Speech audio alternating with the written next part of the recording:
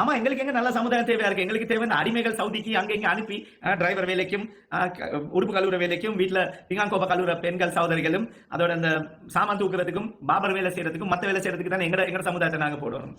அன்பகுமார திசாநாயக ஜனாதிபதி அவர் சொல்றாரு, அக்டோபர் மாசத்துல ஒரு நாள் வைப்பாராம். எல்லா சம்ஸ்கிருதி எல்லாம் ஒரே வச்சு ஏன் வேற வேற நாங்க செலிப்ரேட் பண்ணணும்? அங்கதான் பிரச்சனையே வரும்.